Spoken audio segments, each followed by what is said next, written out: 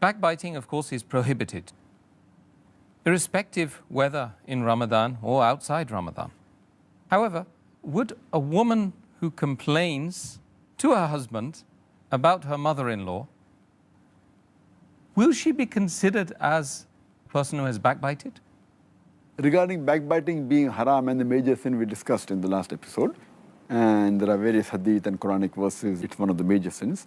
But as far as a wife complaining to the husband regarding the mother-in-law, but natural, she is speaking something about the mother-in-law, but the mother-in-law would not like anyone speaking about. So it does come in the category of backbiting. Is it a sin, is the question.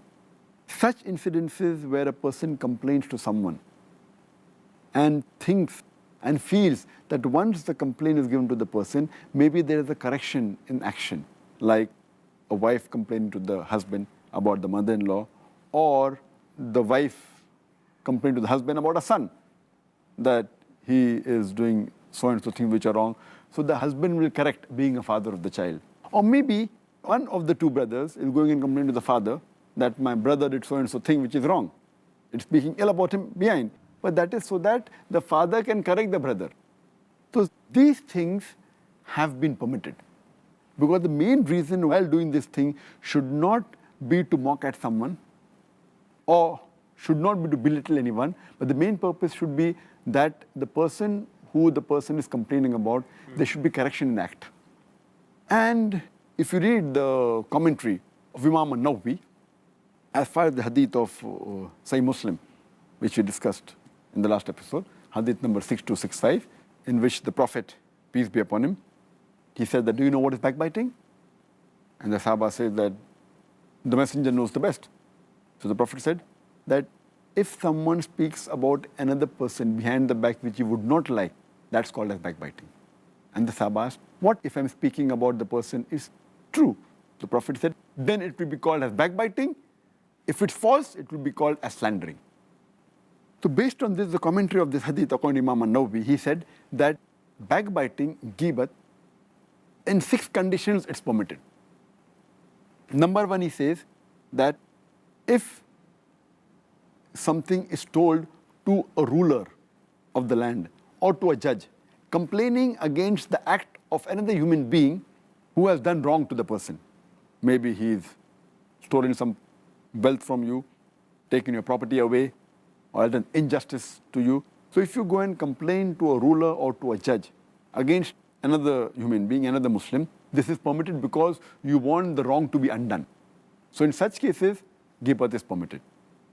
Category number 2, that if you complain to someone who you feel that person has an influence on the person who has done an evil act or a sin, and you feel that he will stop doing that evil act, you're permitted.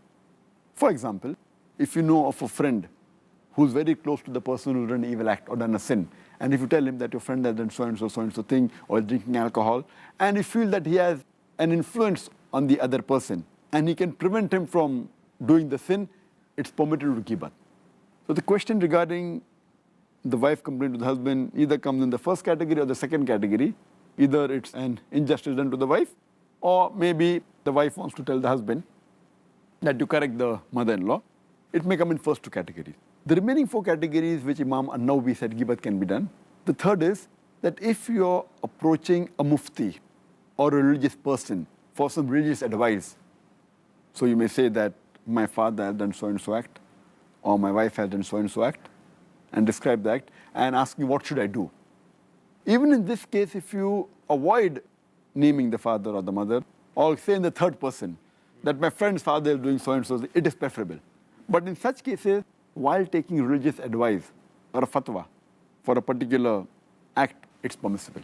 The 4th category, which Imam an-Nawawi says that ghibat is permitted, is that when you know of a narrator who is a liar, and if he narrates any hadith, so it becomes incumbent on you to tell the people that he's a liar, or his memory is weak because to protect the Sharia. Or, for example, if someone is selling a slave, and if he knows that there are some bad habits in the slave, or maybe he does adultery, so it's compulsory that the person who's selling it should tell to the buyer that the slave has so and so faults. Or If a person asks you that he wants to marry another person and asks you how is the person, so that becomes obligatory on you to tell the wrong points or the points which are not correct in that human being. Your intention here is not to belittle that human being. Your intention here is not to degrade the person, but your intention is to give the right information, whether for marriage or for business. So in these cases, this is the fourth category where Imam An-Nawawi says that is permitted.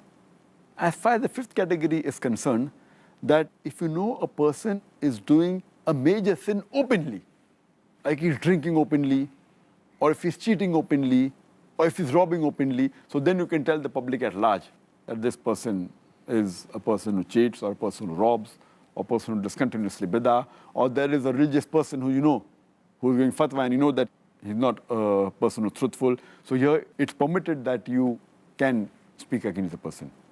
And the sixth category is that while identifying a person, if someone asks you for identification, at that time, to identify the person, you may have to use his nickname, which the person may not like.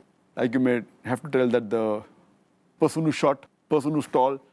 So here you're using these nicknames to identify the person which the person may not like.